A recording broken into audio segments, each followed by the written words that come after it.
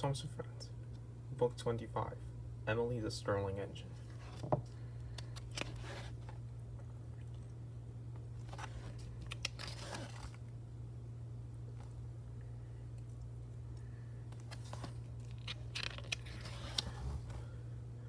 This is a story about Emily the single Stirling engine. When she came to the railway, some of the engines were very unfriendly, but they soon learned that things are not always what they first appear to be. A new engine was arriving on the island of Sodor. Thomas was happening to Napper Station. At the platform, there was a beautiful engine with shiny paintwork and gleaming brass fittings. Thomas, meet Emily, said the fat controller. Hello, wheezed Thomas. Hello, puffed Emily. Emily, go and collect your coaches so you can learn the passenger route, said the fat controller. Yes, sir, smiled Emily, and she steamed away. The only coaches Emily could find were Annie and Clarabelle. Her driver hooked them up, and Emily puffed slowly and carefully along the track. Annie and Clarabelle grumbled all the way. Oh, there will be trouble when Thomas finds out, whispered Clarabelle. But Emily couldn't understand why the coach was so cross. She passed Edward and Percy and whistled with a friendly hello. But the engines just stared angrily at her. Emily was pleased to see Thomas puffing down the line. Hello, Thomas, she called cheerfully. But Thomas glared at Emily when he saw she was pulling Annie and Clarabelle. Those are my coaches, he muttered crossly. Now Thomas was being rude, and Emily had no idea why. She chuffed away, feeling very sad.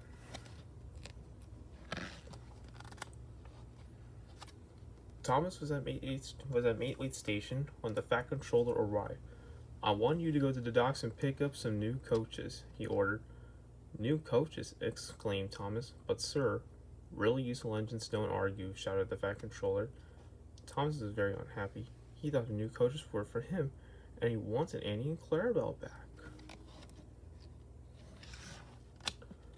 Later today, when Emily returned to the yard, Oliver was very surprised to see her pulling Annie and Clarabelle.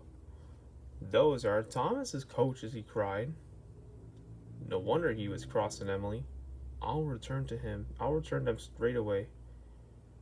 Meanwhile, Thomas was puffing angrily along the track with the new coaches. Don't want new coaches, he chuffed.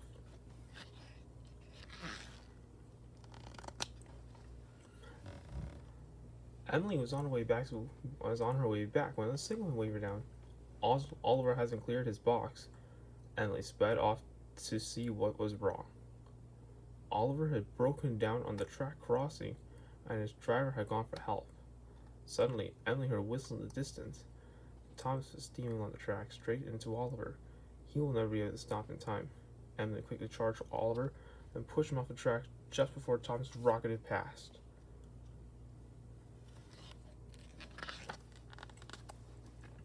Emily had saved Thomas and Oliver. That evening, the fat controller had a special surprise for her. Emily, you were a very brave engine, he said. So it gives me great pleasure to present you with two brand new coaches. Thank you, sir, replied Emily. Thomas, I'm sorry I took Annie and Clarabelle, and I'm sorry I was so cross with Thomas. Emily was very happy. She had two beautiful new coaches and a new friend. Later that summer, the fat controller opened some new routes. Emily was giving the flour mill special. I have to do the Black Lock run, huffed James. He's right up the Black Lock monster, teased Thomas. Nonsense, said James as he puffed away. What's the Black Lock monster? Asked Emily. Nobody knows, said Thomas. Black shapes that move in the water and then disappear. Emily was glad she didn't have to go to Black Lock.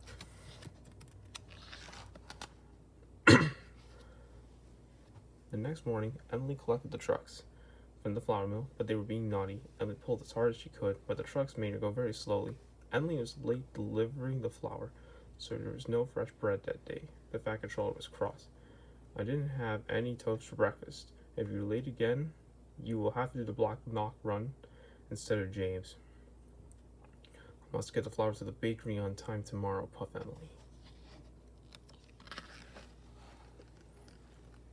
But the next day, the trucks were being naughty again. They told Emily to leave before they were coupled properly, so half of them were left behind. The bakery manager was very angry when Emily arrived with only half of the flour. Emily raced back to the mill for the rest of the trucks. She was very cross and shunted them with all her strength. But the trucks had taken their brakes off. They rolled backwards and splashed into the duck pond. Emily was covered in a gluey, floury mess.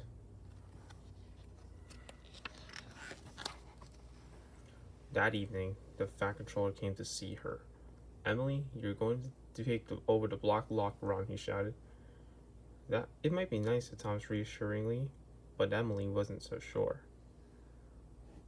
The next morning she puffed sadly to the station. There were lots of exciting children and holidaymakers waiting for her.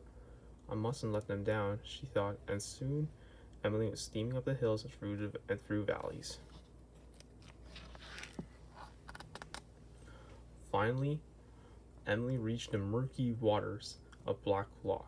Suddenly she saw something move in the water. Her boiler quivered and her valves rattled. Then the water settled, and Emily saw what the monster really was. It's a family of seals, she cried delightedly. That evening, Emily took Thomas to watch the seals.